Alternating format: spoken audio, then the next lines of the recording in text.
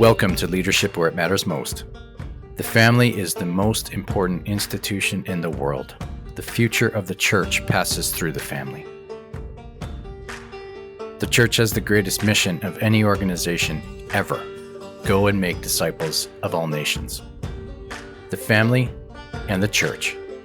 This is where leadership matters most. Hey everyone, thanks for tuning in to Leadership Where It Matters Most. Today's guest is Dan Cellucci. Dan is the Chief Executive Officer of the Catholic Leadership Institute, CLI.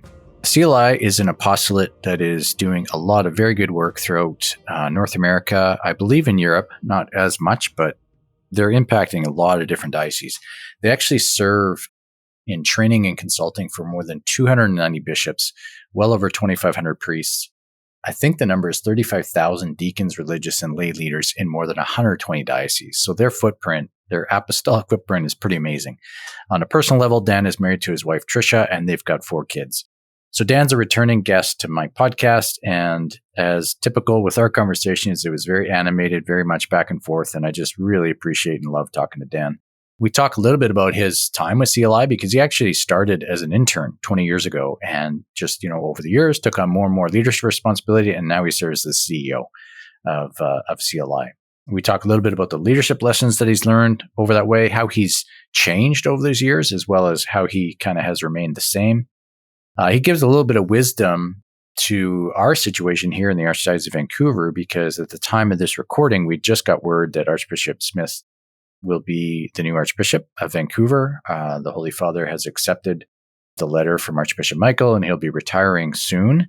And so Dan shares a little bit of wisdom that they've picked up along the way in transitions, diocesan transitions. And they actually have a particular program and a cohort for bishops that are transitioning in, transitioning out. So a lot of wisdom there. CLI has great people with great programs. And so I just invited Dan to speak to some of the program offerings that they have. So he did that, as well as gave us the URL to gather more information if you so desire. Last part of our conversation is really just kind of posing some of the bigger questions maybe that the church could be considering right now. Dan had some questions, I had some questions, we had some good back and forth. And it's really in those moments where I see just such a kindred spirit with Dan and similar thinking and heart and all that. So, I just really hope you enjoy this episode. Dan's a great gift, as is CLI. So yeah, enjoy the episode. Dan Cellucci, welcome back to the podcast. Thanks so much for having me again, Brett. It's great to be here. I've been looking forward to this since 5 minutes after the last time we chatted. So this is great. So, Dan, we're just going to jump right in. So you were an intern with CLI. Yep, one of the first. Yep. 20 years ago, yep. Right? 20 years ago. So I want to start with a question to you. In the last 20 years, because now you're operating as the CEO of the Catholic Leadership Institute. That's right. So intern to CEO. Internships matter, everybody, just so you know. Exactly. Internships can change your life. Exactly. Amen to that. So how have you changed over those years, Dan, and how have you stayed the same? That's a great question. I've been reflecting on that as I've kind of been reflecting on these 20 years. And I think the biggest change for the better happened for me probably maybe about 10 years in and is a constant conversion for me. But with all the best intentions, when I started in this ministry, it was all about how we were going to kind of fix and change and solve the church's problems. And again, good intentions, loving the church, wanting the best for the church, but also wanting what I think was best for the church. And at a certain point, you hit a point in ministry where you realize you are not the Savior and that you're here to serve the Savior. And that hit me pretty hard once. And I went to spiritual direction. It was the first time I ever went to spiritual direction. And the spiritual director pointed me to the temptation in the desert of Christ and made the point that in that passage, every time Satan was, getting the Lord or trying to get the Lord to prove it. And every time Jesus pointed to the Father. And so for me, that shift of trying to prove myself, trying to prove a change that I want to make, trying to be so outcome focused, I have shifted to really recognizing that for us as servants of the Savior, it's about the process. It's about the journey. It's about being faithful, not being successful, as St. Teresa of Calcutta says. So that has been a hard lesson, but one I think when I do a better job of remembering it and learning it and incorporating it into my life has been the biggest change. I think the biggest way that I have stayed the same is I've always just loved people and loved relationships. And Hmm. for me, it's always about that. And I think that's hopefully a gift that the Lord has given me. And it's one that still is important to me, and mostly for good, but sometimes for bad. The interpersonal dynamics and the emotions and the relationships are a big part of who I am. So I think I'm trying not to prove it anymore. I'm Yeah. realizing that I can't prove it, nor do I need to, nor does the Lord want me to. But He just wants me to be faithful, and I'm trying to be faithful to how important other people are in my life and in this ministry. That's awesome. Thank you for sharing. If you're going to hold on to something, I would imagine it is pleasing to the Lord that you hold on to prioritizing relationships. I got to think that's a blessing to Him. I had the privilege to go through an executive education program with other CEOs. It wasn't a faith-based thing. In fact, I was the only kind of faith-based organization that was in it, only nonprofit actually too. But they asked us at some point to kind of write a purpose statement. And that was also very clarifying for me. And so the purpose statement that I keep with me is to invite others to experience freedom through a constant pursuit of truth. And so I think that balance of relationship and accompaniment that has been important in my life, but also coming to understand the faith in a deeper way, coming to understand the charisma, and recognizing that when we search for truth, not what we want it to be, but what it is, when we are searching for that, we actually find freedom. And so that's been, again, a lesson for myself, but also one that I've kind of adopted as part of my personal kind of mission here. Not that I have the fullness of it, but that I want to be pursuing it always in my life. So Yeah, that's awesome. This just came to mind. I'll share with you, see if it resonates or not, but kind of similar to you. But one of the harder lessons that I've learned over the years, it's heart level. It was under spiritual direction. It's sort of this shift between, do I seek validation and affirmation from the ways in which I'm serving, or am I self-gifting for their benefit? You know what I mean? Yep. It's a subtle difference, but a very profound difference for me. And, I think it's like, even somebody shared with me, like, what is your motive? Like, why are you in this? Yeah. Is this about getting your validation? That's just not a way to lead. And people pick up on it very, very quick. Yep. Right. I get that 100%, Brett. And I'm one of these people who, I like to be liked. I mean, I don't know. I don't understand. I don't understand the people who don't like to be liked. Like, I like to be liked, and that can be a trap. And so I always am grateful for moments in ministry over the last 20 years where I've had to share something difficult, whether it be with a pastor or a team member or a bishop or whatever, and where I felt at peace. And I felt freedom, even though I knew that it was gonna be hard, and I knew there was a risk that somebody might not like me, because again, that's like my total instinct is to be liked. So I'm always I become very conscious of those moments where the Holy Spirit has gifted me with the freedom and the peace to say, Dan, there's a bigger mission here, and it's not you, and it's not your validation. That's not why you're here. And so I'm constantly praying for more of that grace, because I totally understand what you're saying. Yeah, that's awesome. Family is such an important part of all this, because boy, does it ever purify motives and intentions and all the rest of it, right? Sure. So absolutely. So, I mean, maybe and you've kind of hinted at this, but I want to give more opportunity, because you've been leading for, a long time, and you've been with the same organization over the years. So are there some other, leadership lessons that you would really speak to that you've learned along this journey of 20 years with CLI? Yeah, one of them that I would say that I never thought, especially as I came into leadership, I just talked about how important relationships are to me, and they are. But the reality is, one of the leadership lessons that I learned is it has to be principles first and relationships second. Still important, relationships, but really you have to be in relationship in something, especially when you're leading in an organization or a ministry. Because the reality is, we're human beings, we're fallible, we all fall down, we all get bothered by things, by each other. And so if you're not grounding those relationships in principle, in values and virtues, whatever they might, in common purpose, once the temperature turns up, I think those relationships can melt away pretty quickly. And that's been a painful lesson to learn when I've had to make some difficult choices, or I've made the wrong choices, or if I didn't make them out of some type of set of principles. And so sometimes, in our world, we're helping parishes or dioceses think about purpose and values and vision, and everybody, there's always that one skeptic in the room who says like, well, why does this stuff even matter?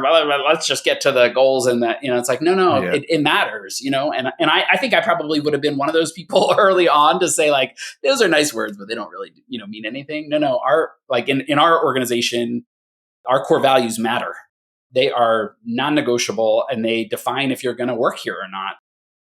And I think if we're not grounded in those, for example, and why we're here, then the relationships, while really important, again, they fall away pretty quickly. So that's a big lesson that I've learned over the last 20 years. That's awesome. Can you share with us the values of CLI?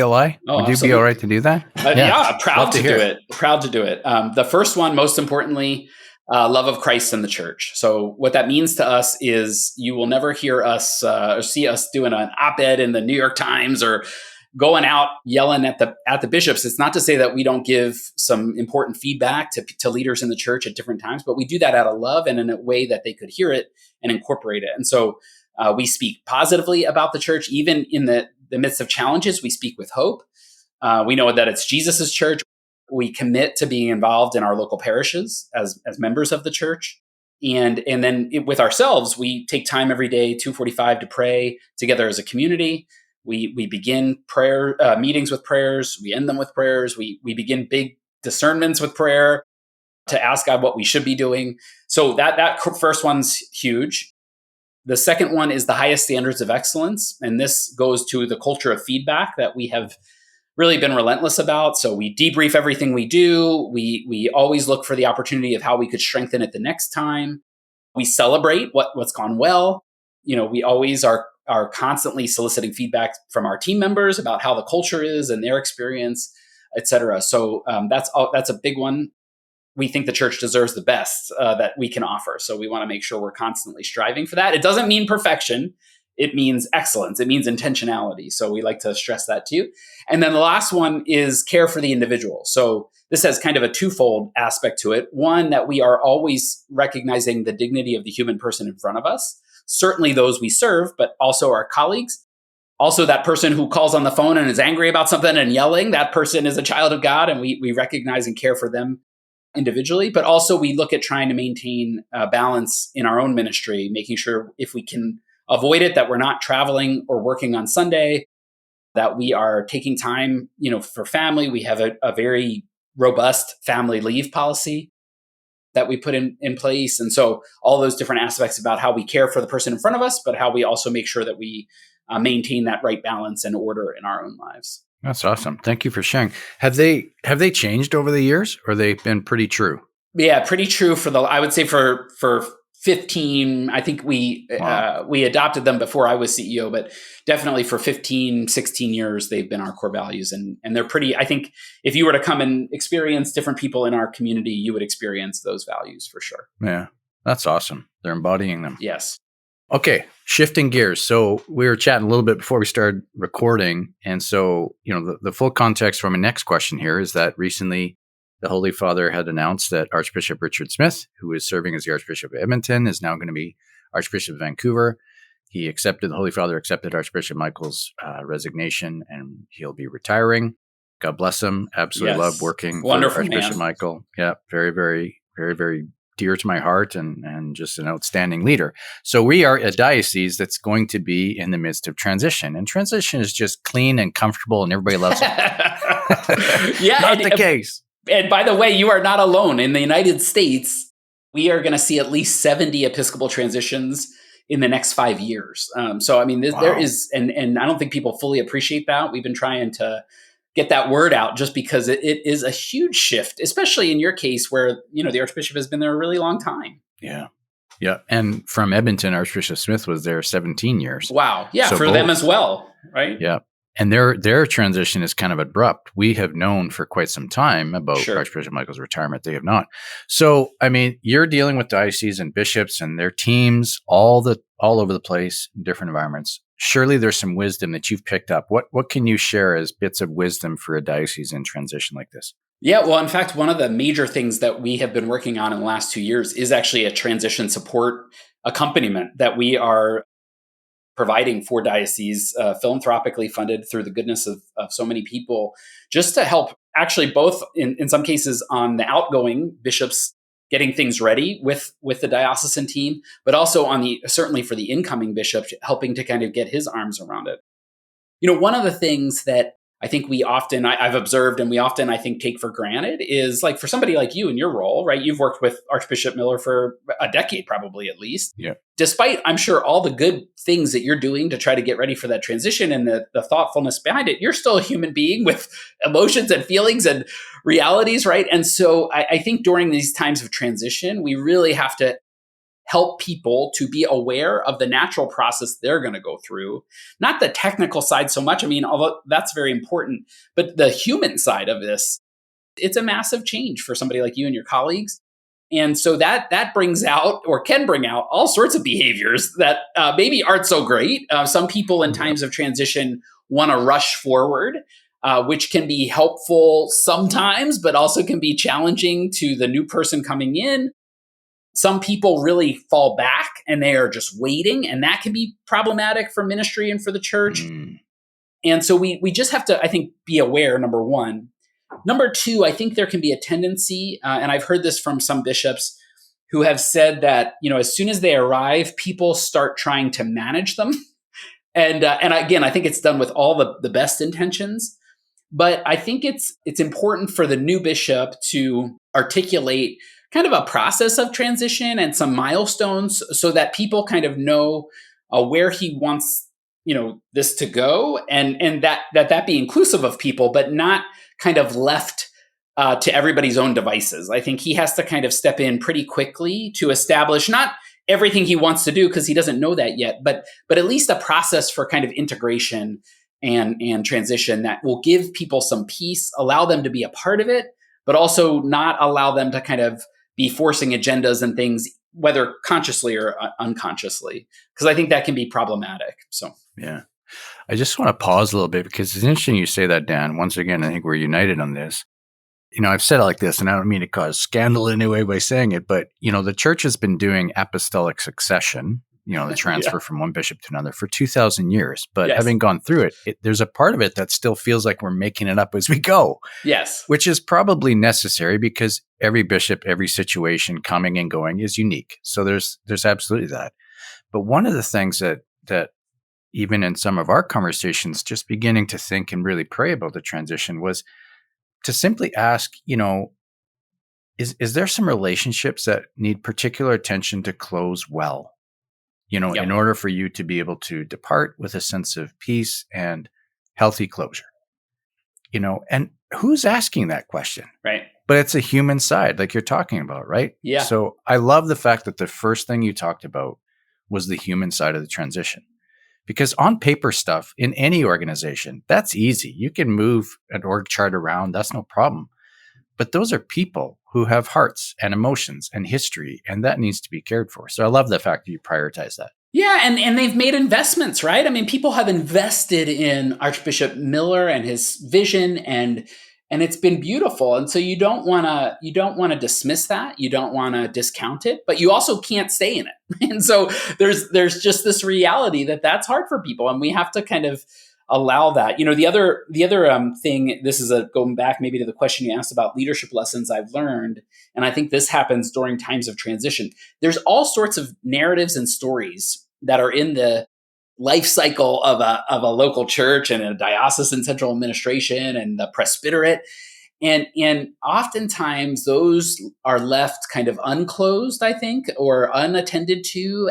And so they kind of creep in to the new bishop's reality. And he doesn't even know, he in many cases, he doesn't know it's out there, but he might say something in one of his first kind of comments to the presbyterate, and it hits a nerve with some of the guys, but he doesn't know that he's doing that, and so there's just this, you really have to be very intentional, everybody in this time of transition, to say, where am I in this?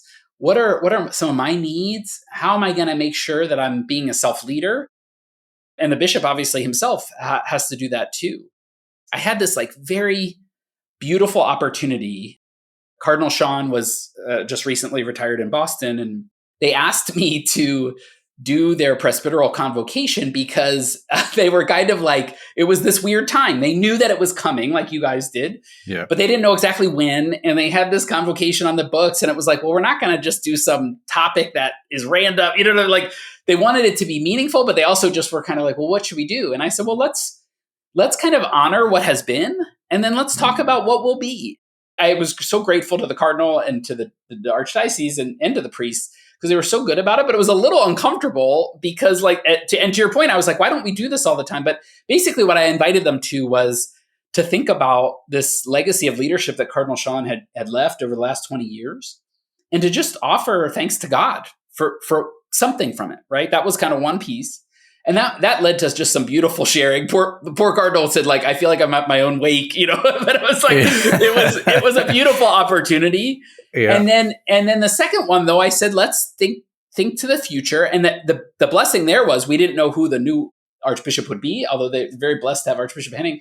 But at that time, I just asked them, like, what's an expectation you have on your heart for this new guy? Like, because he doesn't exist yet, right, in our mind. Right. So we can kind of be pure about, what am I hoping for now, right? The Church of Boston's different now. The Church of Vancouver is different now. What's in my heart that I have an expectation of, that I have to kind of either square as fair to expect from the new guy, and therefore maybe I should share it, or maybe unfair, and I have to kind of resolve that in my own heart as a self-leader, right? So it was a beautiful day, but it felt odd for everybody in the room, myself included.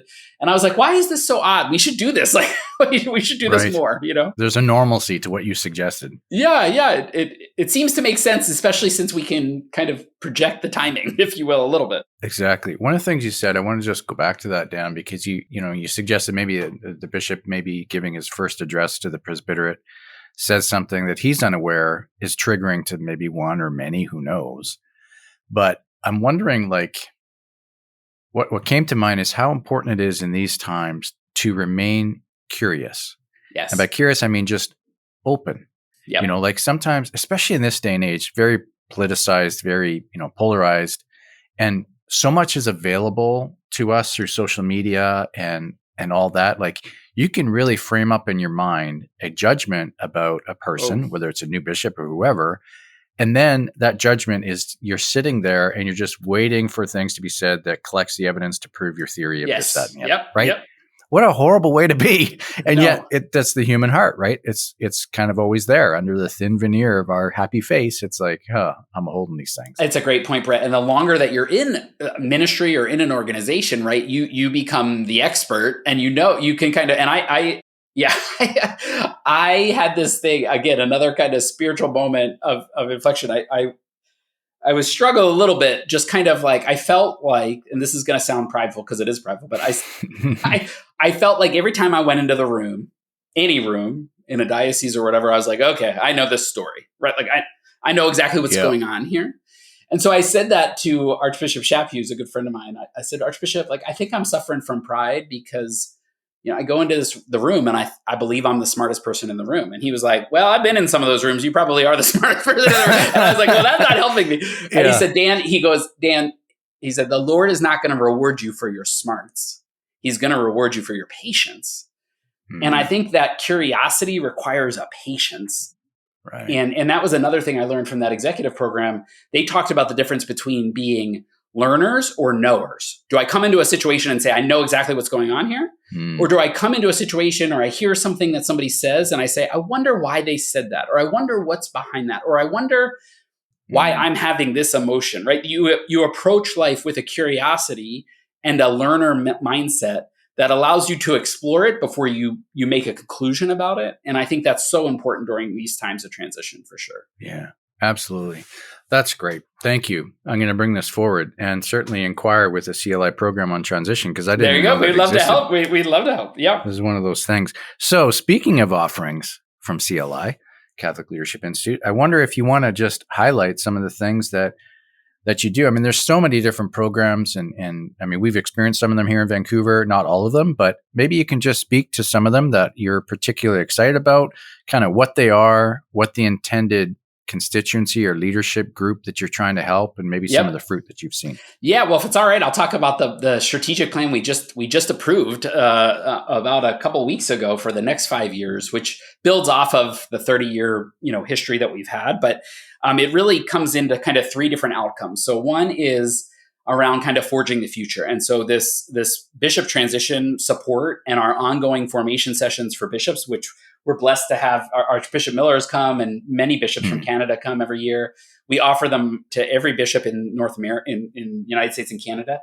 That service to our bishops and that Episcopal transition support is going to be a big part of our future.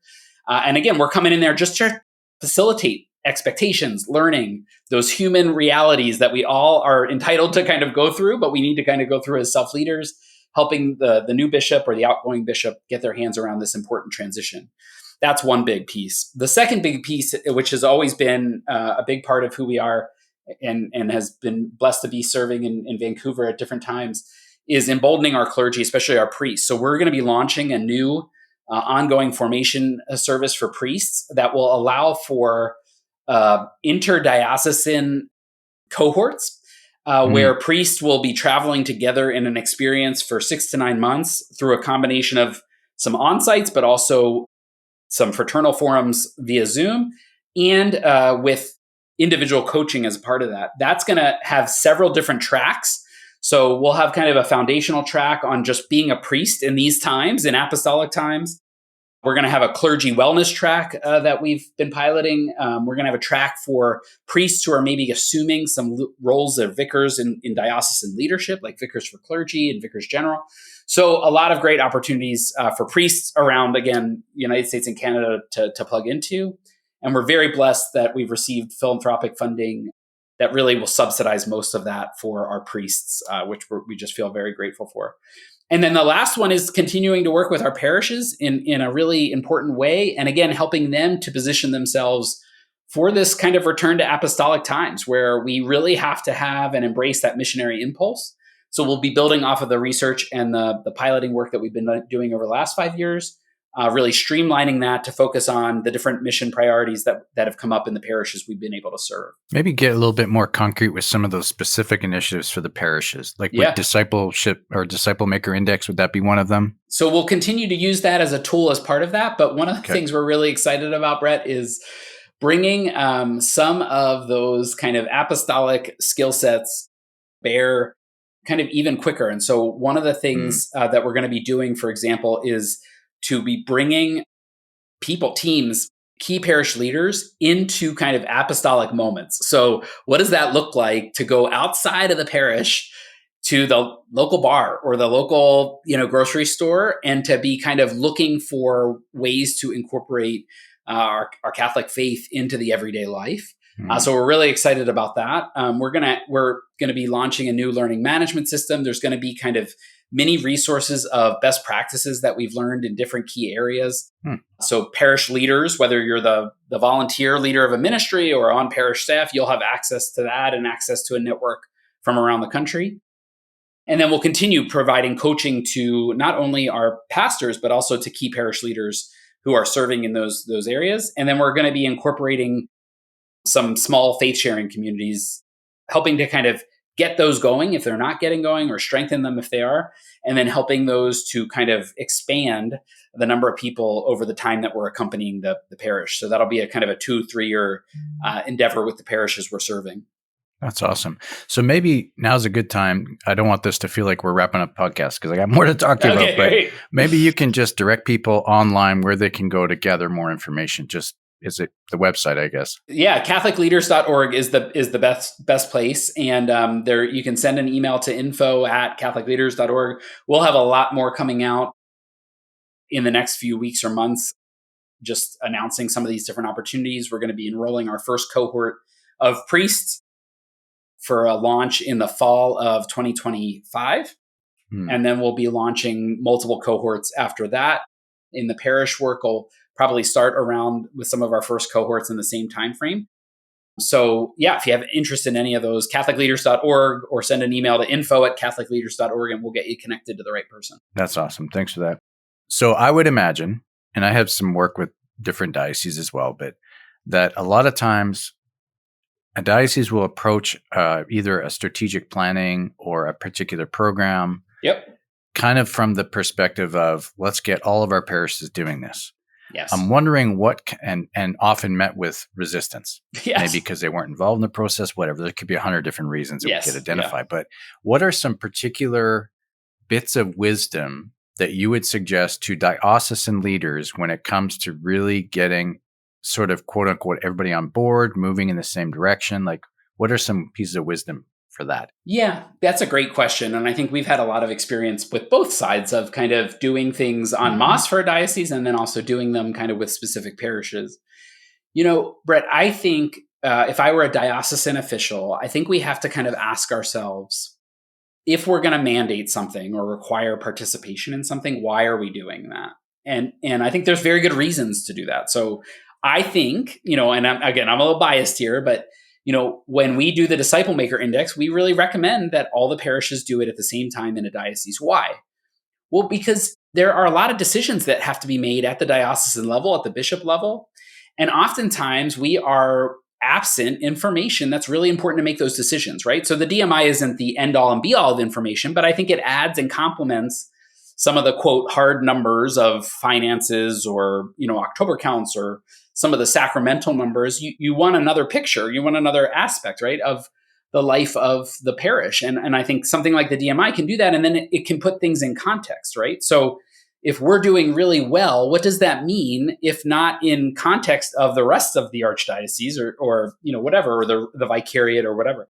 Another example, we have a grant-funded opportunity where all the active priests of the diocese are asked to do some reflection on their leadership.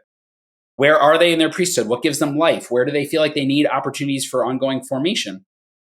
Sometimes it makes priest's head explode, but it's like, why is that an unreasonable expectation for the bishop to ask you to give some reflection to where you are? Like that's not an unreasonable expectation, and it can provide helpful information for them, but it definitely provides helpful information for the diocese and bishop to be helpful in their ministry. So now, on the other hand, though, I would say we are entering into a different time. And I think it is an extremely different time, even in the 20 years that I've been in ministry. And I do think that time involves a choice. So I think not just for pastors, but for parishes that say, we don't want to be a part of that, or we don't want to be I think then that's your choice. And like, Godspeed and good luck, so we can't be, as diocesan employees, especially as budgets are not growing, you have to be prioritizing those who say, not those who are necessarily capable, but definitely who are willing and open. That's who you have to prioritize. And we all have to make a choice, and so I think we have to embrace that reality, because I think the winnowing effect is going to get bigger. There's going to be a gap between parishes that choose to try and parishes that choose not to. I think we saw that during COVID. And I think it's now that's going to be expanding. And so I don't think certain things we should force. I think we should offer invitation to everyone. And then I think everybody has to make a choice. Right. Do you guys work at all from the context of Roger's innovation curve? Are you familiar with that? Do you bring that in? Yeah. And I think, intuitively we bring it in to say, it's okay that not everybody jumps like at first, especially when you look at and we have a lot of behavioral data on the church, especially on priests and bishops. And so it's not surprising that we don't have a ton of first movers, in the church, again, even against that curve.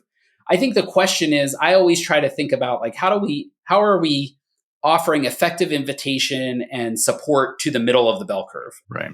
In any population of people, but certainly our pastors or our parishes, because I think there's some people and pastors who, if Jesus Christ came down on earth and asked them to participate in a diocesan program, they still wouldn't. Yeah.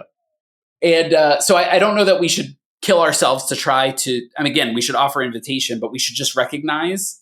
And I think, I don't know if you're asking for this reason, but I do think there's a phenomenon that happens when we try too hard to get everybody in, that we start to lower the quality of everything in order to make it accessible. And I think that's a real danger that we have to be, cautious of, as to kind of what we're doing to accommodate people who just don't want to do it. Yeah, no, absolutely. Yeah, it was just a question that popped up. But what's interesting about that, Dan, I was recently in London, in England. I was actually attending the Association of Responsible Citizenship Conference. I don't know if you're familiar with this, but No. It's a conference for those people that are kind of in the culture trending space. It's a little bit political for sure. Sure. They would never say the culture war, because, and rightfully so. One speaker actually said, for anybody who's been in war to say spats on social media or war is not war.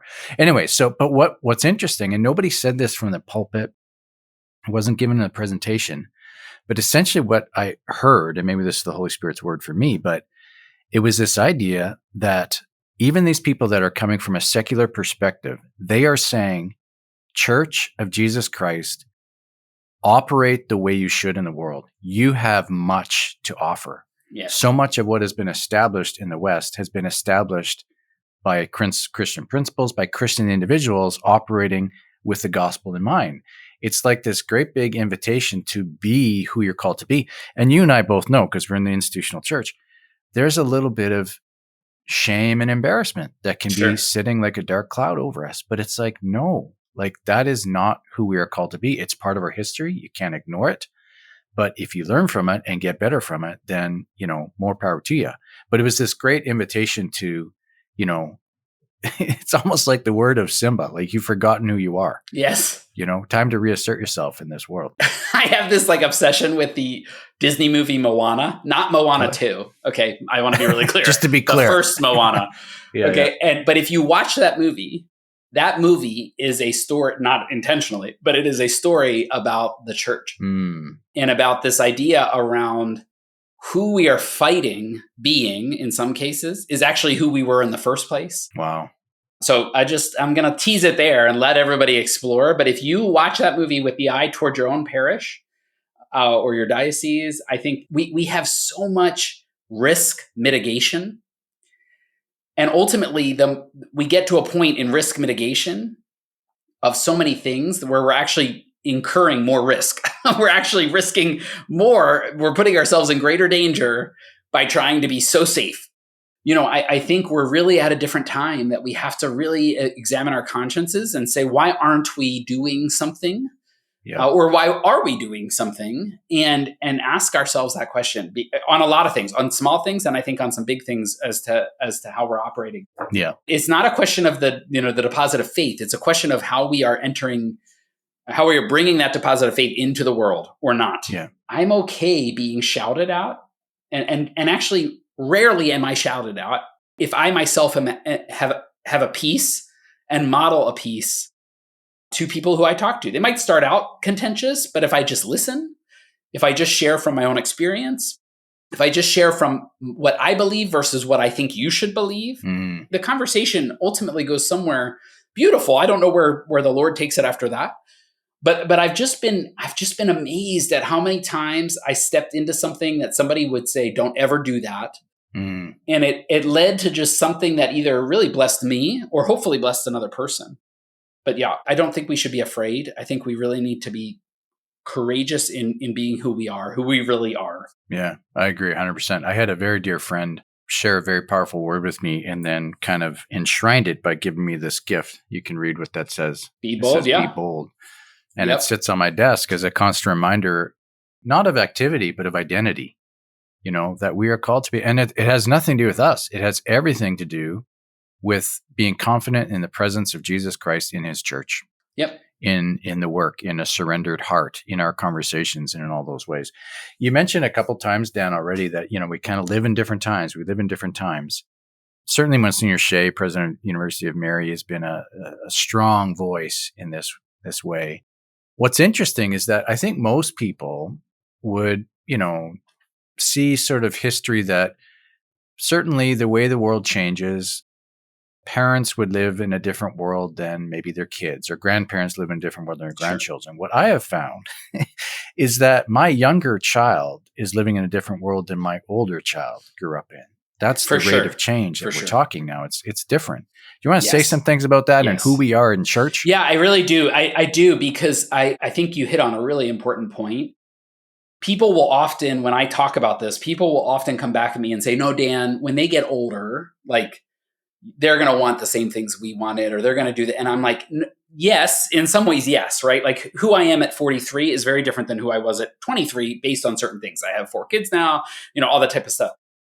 However, the rate of change, which you mentioned, the technology, the way that we're moving and communicating, those things are wildly different in a 20-year, 15-year period than probably like a 50-year period for us. And so that is a generational change. That's not a phase of life difference. And I think the church can quickly, especially older people in the church, can look at it and say, oh, no, they just have to grow up. And I'm like, no. And the other reality is now we have, at least, and I imagine this is the case even more so in Canada, but in the United States, we have 2 generations now that might not have ever had an experience of faith to begin with. Even if they've been baptized, they might have never come back into a church. And people hear that and say, oh gosh, that's very sad. And it is on one hand. On the other hand, it's kind of like a blank slate to say, gosh, we have a whole opportunity to propose the gospel for the first time, let alone repropose the gospel and who Jesus is. But we have to recognize that that's different. That is a different reality than I would say that, the 1900s, for sure, even the first maybe decade of the 2000s even. We're in a totally different space now because of the rapid change brought about by technology, mobility, just global realities. Communication, all the rest. I'm going to butcher this quote, but I think it was from Christendom to Apostolic Mission, but they talked about how, people that lived just 100 years ago lived kind of more in matter of conscience and mode of operation, all that, closer to the time of Christ than to our own. Yes. Which speaks about that, the rate of change and all that. I was having this conversation with a group of bishops. We were talking about their role reaching out to millennials and Gen Z.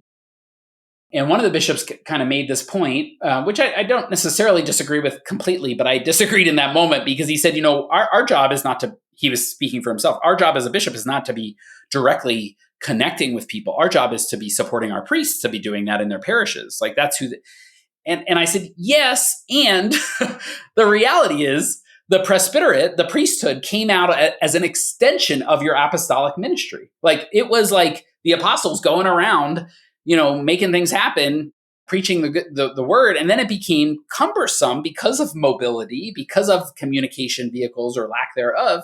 So that we needed priests to do that. So they are still your extension, which means you really still should be. And now you have an opportunity to be with social media, with podcasts, with all these different forms, with cars and planes and helicopters or whatever. You actually have an opportunity to be back like the first apostles and to be in that kind of direct conversation with the communities. And so I just wouldn't underwhelm that by way of the chance and the opportunity that God's giving you with some of these advances. It's a different reality. Yeah, absolutely. You mentioned we really do have an opportunity now because there's a lot of people that don't have necessarily the baggage of a lived faith that they thought they were living, but maybe even didn't really. There's a lot of blank slate. There's a lot of wide open canvas, and we're starting to see it. And there's signs of hope all over the place. I read a stat. Yes. Well, there's a few things I would point to. One is I read a stat that apparently in France, there was 30% more adult baptisms last year than the year before.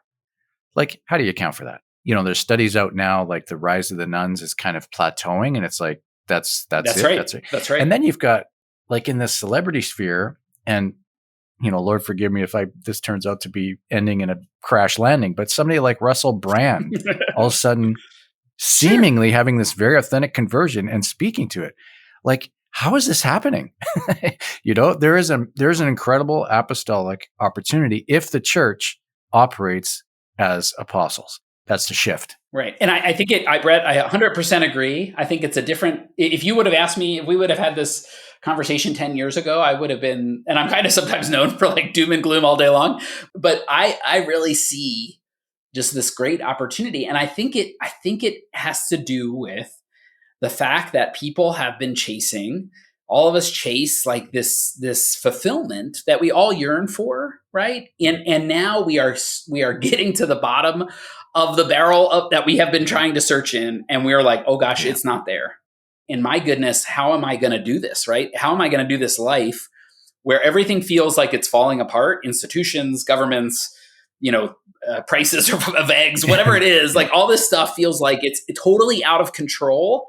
And I'm looking for some sense of peace in my life, and I can't find it. And so if the church were able to, if all of us in the church were able to meet people's anxiety with a sense of curiosity, right? Versus a sense of, gosh, this person is making all the wrong choices. Yeah, they might be. But on the road to Emmaus, Jesus met those disciples going the wrong way. He met them going, they were leaving. They were getting out of town and they were going anywhere but there. And he walked with them in the wrong direction so that they could recognize him, right? So can we have the patience and the curiosity to walk with people, to hear their anxiety and not write them off as superficial, but as hungry, and just to believe that they are hungry. I'm doing all these sessions in my home Archdiocese of Philadelphia, and I just start off with a simple thing, God loves you and wants to be with you. Like, do you believe that? Generally, the people in the session will say yes. And then I say, do you believe that the 83% of Catholics who are not coming to Mass in Philadelphia, do you believe that they yearn to know that? And a lot of the folks say no, they don't believe that people are yearning for that. If we don't believe that people are hungry for that, we're not going to seize this moment. But I think it's a tremendous opportunity for us. Yeah, I agree. Once again, 100%. It's interesting. I had Andre Renier. So Andre was a founder of CCO, similar to Focus down the States. Yeah. And one of the things he talked about is how prophetic John Paul II was when he wrote, I think it was Mission of the Redeemer, 1990, something like that. But one of the lines, powerful lines, I'm sure you've heard this and quoted it many times, but he said, I see the sort of the dawning of a new missionary age, and the idea that people will be more open to the sowing of the gospel. And I take that, and then you add the words, I think it was C.S. Lewis who said, if you have access to everything that this world has to offer and still feel it's wanting, you have to realize you're made for another world kind of idea. Yep. And then you got Chesterton who said, every man who knocks on the door of the brothel is in search for God, which speaks to that human desire. And it's like people have so much at their fingertips, in their pocket, all this, and it is not satisfying. We are created for relationship, to be in relationship primarily with God himself, and then deeply in authentic human ways with others. I don't want to say we have the answer, but it's like we have the way. What we have the answer, the fulfillment of all their desire is Jesus Christ. That's it. And we have to have that confidence in the gospel. And we have to start the conversation there. Somebody was, giving me an earful about whatever one, social issue or teaching of the church, which is very important. And I'm all in on it, right? It's not that I disagree, but I was just like, that's just not where the conversation can start, And I remember when the Holy Father came to the United States, came to Philadelphia for the World Meeting of Families in 2015, I went to a lecture that was right before it. And they were talking about, it was on Pope Francis's leadership style. And he was relatively new at that time. And so somebody asked the question of this person from the Vatican who was giving the lecture. They said, is the Holy Father so popular because he's emphasizing these different teachings? And I'll never forget what the lecturer said. He said, the Holy Father fundamentally believes that people don't know who God is. And so you'll constantly hear the Holy Father talk about who God is. God is love, God is mercy, God is truth. Because in the Holy Father's mind, if they don't know who God is, then they don't care about what the church teaches, right? Why would you? Why would you care about this institution and its guidelines, right? If you don't know who God is. If you know who God is, then you have to ask the question, what does God want for me? And then you have to ask the question, okay, where am I going to find what God wants for me? And there you have the beautiful teachings of the church. But you can't, in these times, we cannot start with section 5 of this, part of the catechism. Like, it's just not going to work for most people. I think we have to start with who God is to me, why that brings me so much fulfillment and abiding joy in a world that seems to be falling apart. Yeah. And if then people are interested in knowing more about who God is, then I think it creates a beautiful doorway to the church's teachings. But that's where we are. We have to start, I think, with who God is. Yeah. Amen. We're this is a good segue into the question I posed to you by email. What are the big questions that the church should be pondering now? Because like one of the things that come to mind, and I'll just let you riff, but the example you gave, it's proving of a an idea of the church's relationship with the world is one of teaching the ignorant. The world doesn't know the truth, the doctrine, whatever, so the church has to stand up and be its teacher. And of course, we are a teaching church. I get all that. But it's a different time, and the world is no longer looking to the church as the answer. So one of the questions I would say that's a big question facing the church is, how do we move from being a teaching church to a witnessing church without losing any of your dignity and authority? What kind of big questions have you guys been posing and pondering these days? Yeah. Well, I think one of the big questions I think the church has to look at is roles. I think, and we've talked about a few of them in this conversation, but I think the bishops have to look at their role and say, what is my role now in this society? Because I think you could point to a time in Philadelphia, for example, where the mayor would go to the Archbishop of Philadelphia before making any big decision in order to consult, right? Now the mayor is fine with the Archbishop. He's a nice guy. She's a nice person, but she don't care what he thinks about those types of things, right? Yep. So now what is his role in civic, like in the civic, or like he has to reimagine that for this time, not what was. And he has to kind of, if any of our bishops have to, if they were kind of mourning that past, I think they have to kind of grieve it and move to what God's calling them. I think the same thing with our pastors, right? What is the time that they have to spend, and how do they have to structure their time? I believe their role is essential. That's why CLI invests so much into our priests, because we believe they are just essential to our church. And so their vocation has never been more important in my mind. Yeah. But because it's even more important, they have to be really thoughtful about the time and how they use it. Same thing with us. I think we have to look at our role and say, the evangelization, the witness that you speak of, really was never just for our priests or our religious women, or it was always for us. Like, it's always been our role to be that witness, right? And now, as Shay talks about in his book, one of the things is this is going to be a time where we need heroic witness. What does that look like in our lives and our families, right? So the roles that we're playing, I think, is one big question we're constantly thinking about. Yeah. I think formation is another one. So what are we doing in seminary formation that is helping our priests prepare and our deacons prepare for being those witness? Yeah. Are we preparing them for a monastery, which is wonderful, by the way, if that's what you feel called to, but it's not the diocesan priesthood. Yeah. So how is formation helping with that, right? Same thing with formation. I think, and this gets me in trouble sometimes, but I think we have to just completely rethink religious education at the parish level. I think it should be completely family-based. I think it should be trying to equip our parents or doing whole family catechesis. I think the kind of standard model of you got a volunteer catechist and they're doing their best an hour a week with 30 kids in a classroom, I think that's gone. I don't think it's been working for 30 years. And it has nothing to do with the good effort of all the people who've been trying. It's just not, it's based on a fundamental assumption that's no longer true, which is our parents feel equipped to do what they're doing. And our research would say they don't. They're saying they don't. Yeah. So how do we get them what they need and just get away from this idea? And then I think the whole question that we were talking about, this is another big one we've been studying for the last year. We just put out a white paper on it, is around, again, that generational shift that is different and requires a different response for the millennial and Gen Z generations than older generations. Yeah. Oh, Dan, those are just awesome.